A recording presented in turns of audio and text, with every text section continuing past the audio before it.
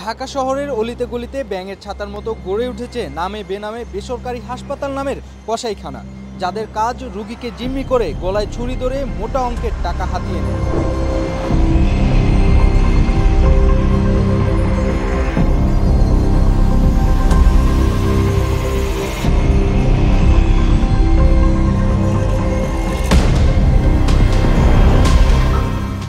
রাজধানীর ঢাকায় ব্যাঙের ছাতার মতো গড়ে ওঠা বেশ কিছু বেসরকারি হাসপাতাল ও ক্লিনিক এখন রোগীদের কাছে আতঙ্কের নাম। চিকিৎসার নামে অসহায় রোগীদের জিম্মি করে মোটা অঙ্কের টাকা হাতিয়ে নেওয়ার অভিযোগ প্রায়শই শোনা যায়। সম্প্রতি এমন এক অভিযোগ উঠেছে ঢাকার ধানমন্ডির ২৭+ হাসপাতালের বিরুদ্ধে। চিকিৎসার জন্য আসা রোগীদের নানাভাবে চাপ প্রয়োগ করে সর্বস্ব কেড়ে নেওয়ার অভিযোগ পাওয়া গেছে। এমনকি রোগীকে আইসিইউতে বেঁধে রাখার প্রমাণও মিলেছে। শুক্রবার গাজীপুর থেকে আসা হাসনা বেগমের লো প্রেশার এবং প্রস্রাবের ইনফেকশন নিয়ে চিকিৎসার জন্য ঢাকা মেডিকেলে ভর্তি হন। সেখানে চিকিৎসারত অবস্থায় এক দালাল হাসনার 2 সন্তানকে জানান তাদের মায়ের জরুরি অক্সিজেনের প্রয়োজন, যা এখানে নেই। দালাল তাদেরকে বোঝায় রোগীকে অন্য একটি হাসপাতালে নিলেই তিনি হবেন সুস্থ, আর বিল আসবে মাত্র 11,000 টাকা। আমরা নতুন জীবনে কোনদিন হসপিটাল দেখি নাই, এই জীবনে প্রথম দালালে আমরা দুইরা এই জায়গায় লইছে।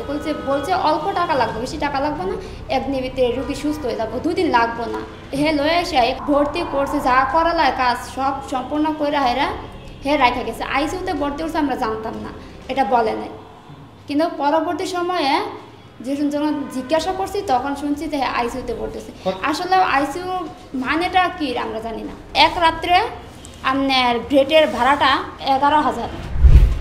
মাকে বাঁচাতে মরিয়া হয়ে হাসনার সন্তান চম্পা দালালের কথা বিশ্বাস করে। দালাল তাদের ধানমন্ডি ২৭+ হাসপাতালে নিয়ে যায় এবং হাসনাকে সরাসরি আইসিইউতে ভর্তি করে দেয়। ভর্তির পর থেকে শুরু হয় একের পর এক হয়রানি।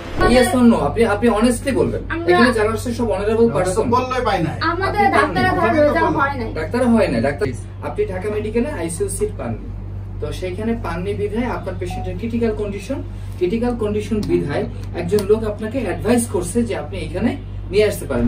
কিন্তু ভর্তি করানোর সময় তো বলে নাই যে এত টাকা দিতে হবে। ম্যানেজার বলছে যে আপনাদের কালকে 12টা পর্যন্ত থাকতে হবে, আর আমি বলছি কালকে 12টা পর্যন্ত বিল কেমন আসবে, বলছে বিল আসবে 25 থেকে 28,000 টাকা।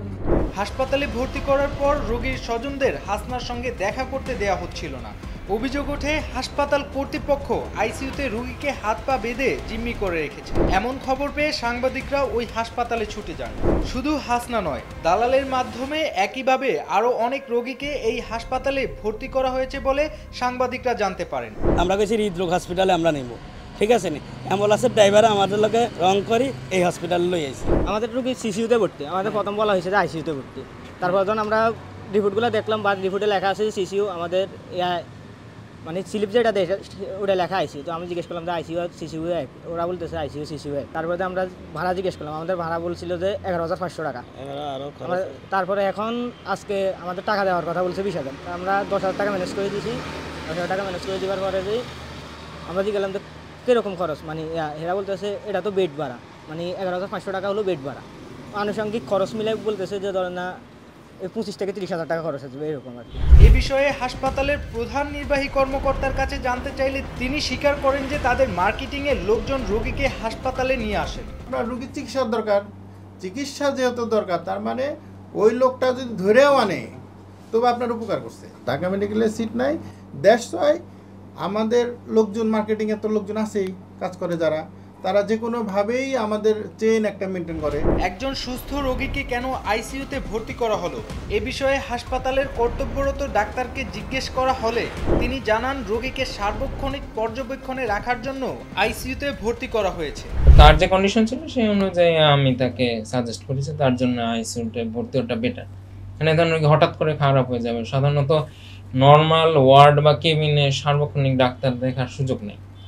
অনেক ধরনের পেশেন্ট থাকে, অনেক ধরনের পেশেন্ট নিয়ে ডিল করতে, কিন্তু আমরা আইসিইউতে সার্বক্ষণিক নার্স, ডক্টর, কনসালটেন্ট সবার সাথে আমাদের একটা ক্লোজ যোগাযোগ থাকে। যে কোনো ক্ষেত্রে যে কোনো সময় আমরা খুব দ্রুত যোগাযোগ করে পেশেন্টের অবস্থা অনুযায়ী চিকিৎসা ব্যবস্থাপত্র পরিবর্তন করতে পারি। তবে এই অভিযোগ হাসপাতালের ম্যানেজিং ডিরেক্টর সম্পূর্ণ অস্বীকার করেন। তিনি সাংবাদিকদের মোটা অঙ্কের টাকার বিনিময়ে ম্যানেজ করার চেষ্টা করেন। আমার হসপিটাল 27-এ কোনো মেল প্র্যাকটিস, কোনো জুলুম, কোনো অনাচার, কোনো অবিচার এগুলি হয় না। দায়িত্ব নিয়ে বলছে। দায়িত্ব নিয়ে বলা কাকে বলে জানেন? যদি এইটা আমার কথাগুলি মিথ্যে প্রমাণ করতে পারেন, যে শাস্তি আমার জন্য নির্ধারণ করবেন আমি এটা মেনে নিব। অনেক সাংবাদিক এসে আমাকে বলে যে নিচে গাড়ি দাঁড় করায় বলে 3000 টাকা পাঠান। সাংবাদিকরা তাতে রাজি না হলে তিনি উল্টো তাদের উপর চড়াও হন। আর আপনার মোবাইলগুলো অফ করেন, আমার কথা বলতে ডিস্টার্ব হচ্ছে। If you are press, then you are professional camera. মানে you have to carry professional camera. This is my